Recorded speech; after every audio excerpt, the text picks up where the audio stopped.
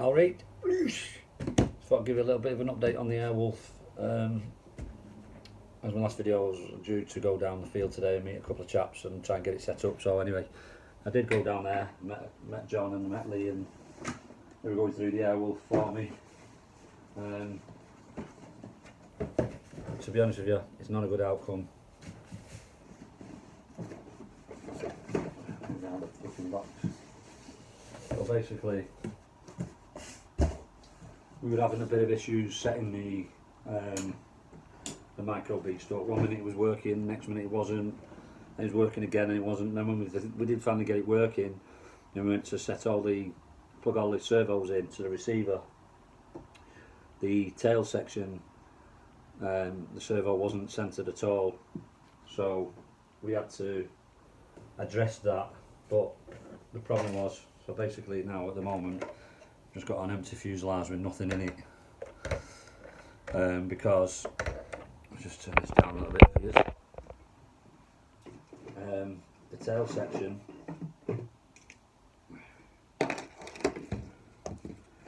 sticks out the back. We needed to take this off to take it out of the fuselage, but it wasn't protruding enough out the back to get to the screws that we needed to take this off. So that was a pain in the backside for a start. So then we had to undo the 4 screws that holds everything into the fuselage, so we could slide it back a little bit, which then give them access to these screws, and then we took all this rear rotor assembly off. And then when we did take it out, we noticed that this push rod here from the servo was too far. It obviously wasn't tightened up enough, and obviously when they put it in the fuselage it must have pushed it back, which had caused this to become uncentered. So there was a bit of an issue with that, so we finally got that sorted. And all this was bent as well, so all these were pushed right down there, and this servo was twisted round here, so the rod was all bent out of cock and everything. So I think these little guidelines here could be doing with glued in place at some point. And then we also noticed that the servo horn has no screw in it, so yeah, good job whoever built that. So in the end, we just decided to sack it off. It was absolutely chucking it down there anyway, so we spent a good 2.5 hours sussing this out, taking it apart and figuring out what to do, how to get it out of the fuselage. So the receiver's good, the satellite's good, the micro beast, we don't know. It was just 1 minute it was working, next minute it wasn't. So anyway, we finally got it all put back together, the tail section, without this, because obviously we had to take it apart, take it out of this, put the tail section back together so we could test it. Then we were going to try and fly it as it was before we put it back into the fuselage. Well, obviously we didn't have that. We didn't have the luxury of doing that. So come 12:30, the sun had come out, and I didn't want to keep the guys from flying any longer than I already had done. So I just said to him, listen, I said the only alternative is now is to buy a receiver that's got the gyro and everything built in, which I did ask when I bought this on the forums. I did ask if I could use a receiver like what's in the SRX 200, basically, that's got 3 flight modes, which is easy mode, and then you've got a bit more pitch on mode 2, and then mode 3 you've got no gyro, no assistance at all, you're just flying and you're doing your loops and everything. And I asked if I could use one of them, but everyone's saying, no, you need a micro beast gyro, blah blah blah. Turns out you don't.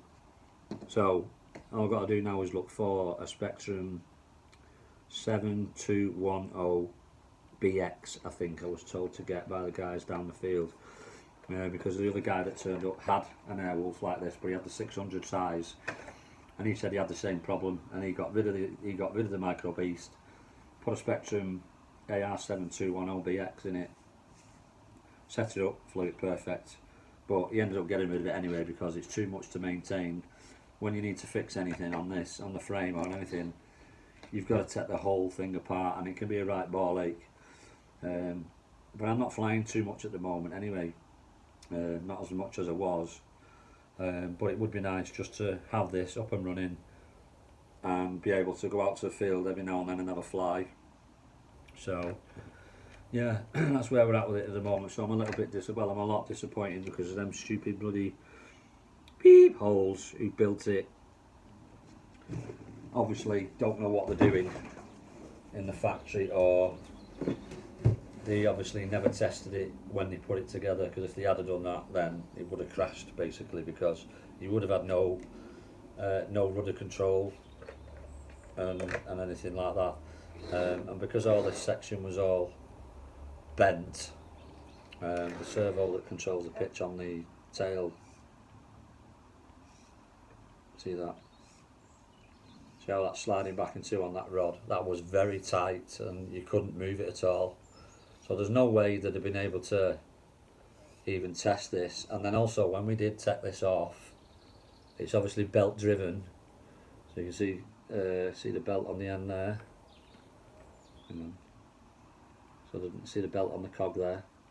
So it's belt driven. So when they took off, the belt inside the tube was twisted. So obviously they had to address that and untwist that, which they did, which they ended up doing.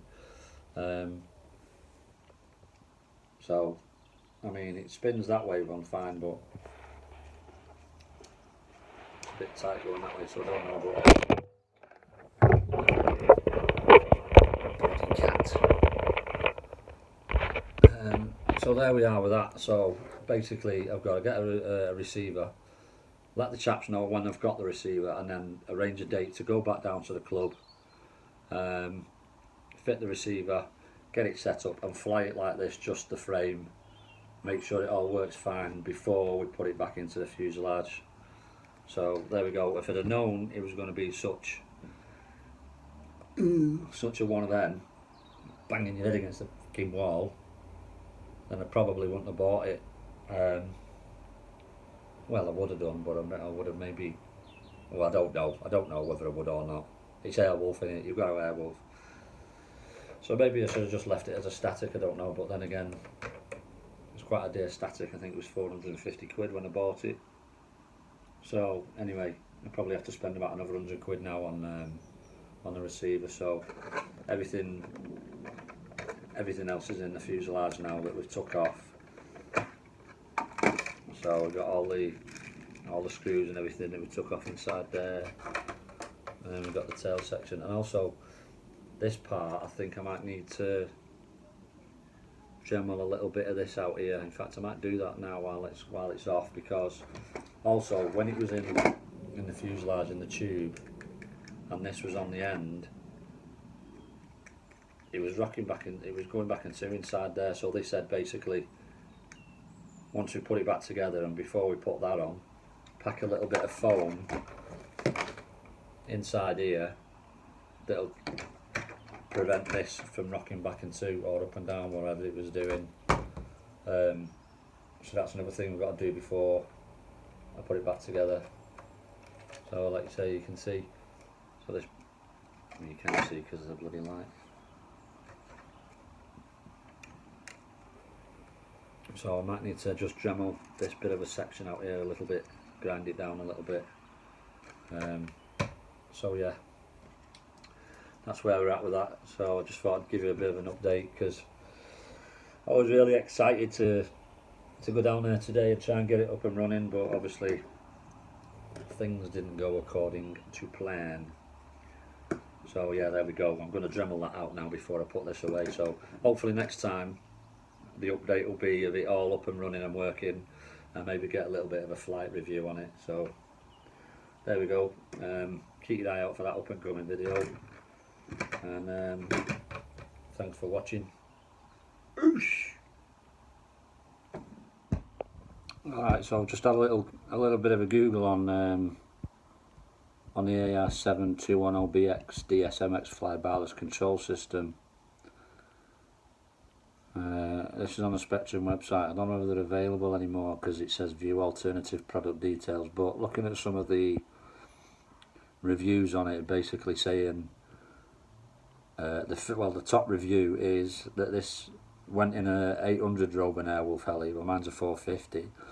As is compared to the previous setup, it was far superior to ease, setup and use.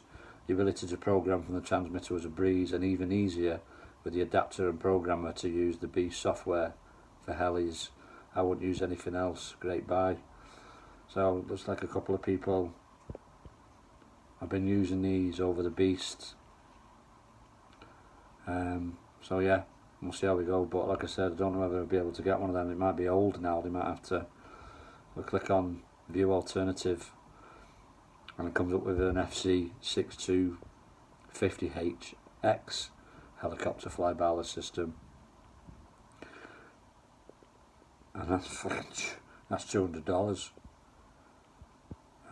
Obviously I need to find something here in the UK, so I'll keep doing a bit of research and stuff and a bit of looking about, but it looks like I might have to do a bit of shopping around to try and find the right one. Although someone did mention that there was a shop that do second-hand receivers and stuff, and obviously tested and working. Heli Blitz. So he said get in touch with them and see whether they've got one. So I think I'll do that like again. So keep it updated, let you know what's going on, and we'll take it from there. Catch you later.